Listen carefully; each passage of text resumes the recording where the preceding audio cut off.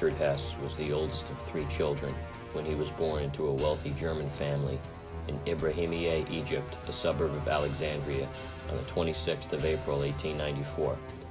Egypt was under British occupation at the time. During his time in Egypt, Hess began to develop a dislike for those who were non-white and believed that those of British and German ancestry were to rule the world.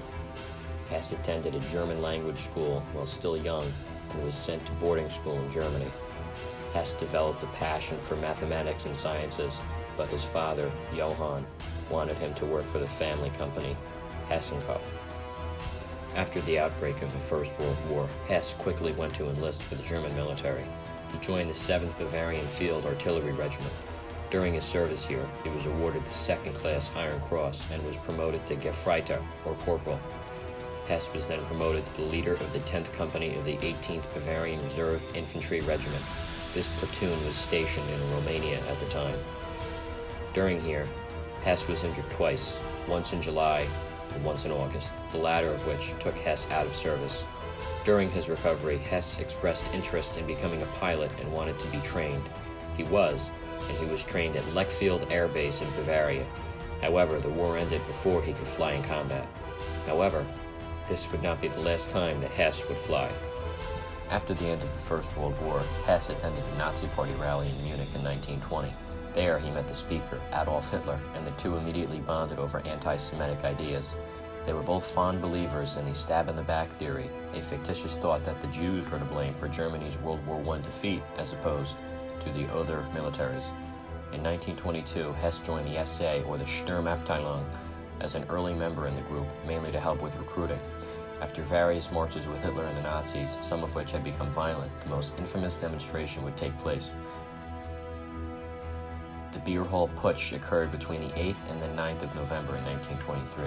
As a result of this march, both Hitler and Hess were sent to prison. It was here where Hitler wrote Mein Kampf. After both were released from prison, Hess was named Hitler's private secretary, as he was now seen very close to the Führer. Hess also regained his passion for flying, as in 1929 he completed flight school and received his private pilot's license. He now owned 2 Messerschmitt aircraft. On the 30th of January 1933, Hitler had officially become Chancellor of Germany, with Hess being officially named Deputy Führer.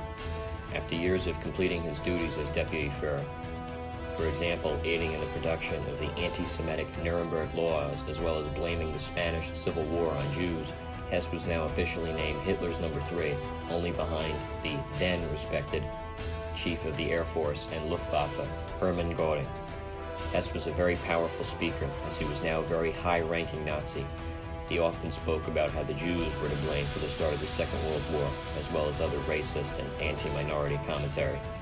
After the outbreak of World War II, Hess wanted to join the Luftwaffe as a pilot, but Hitler refused and did not allow Hess to participate. In 1941, Hess did not like what he was seeing within the Nazi high command.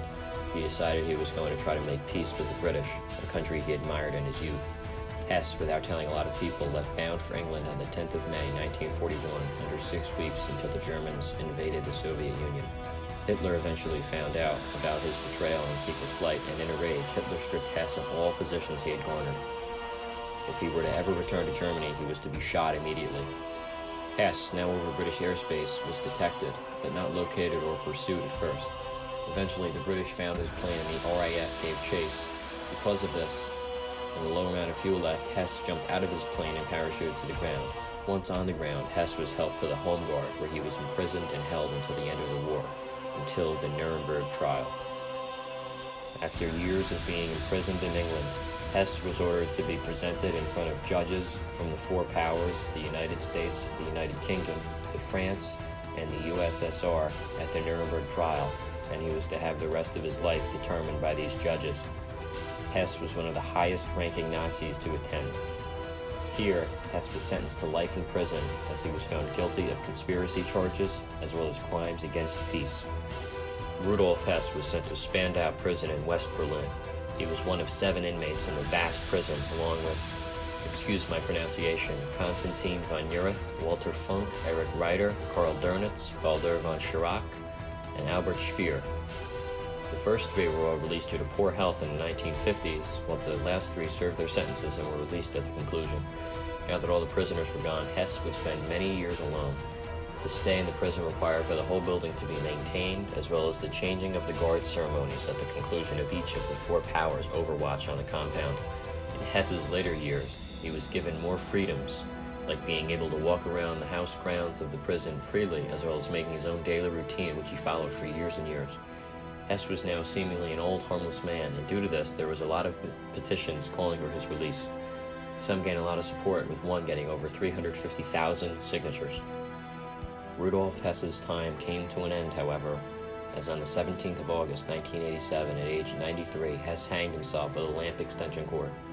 Hess's lawyer and family argued that there was foul play involved, either at the hands of the four powers or someone else, but nothing came of the accusations. Spandau prison was quickly demolished after the death of Hess, as there was a concern it would become a neo-Nazi shrine. Hess was laid to rest in a secret location to avoid Nazi sympathizers from visiting, but was moved to Wunsiedel in Germany. Neo-Nazis still went to his grave, however, on the anniversary of his death every August 17th, but because of this, the gravesite would close in 2011 due to the decision of the parish not renewing the lease. The cremated remains of Rudolf Hess were then scattered at sea by family members.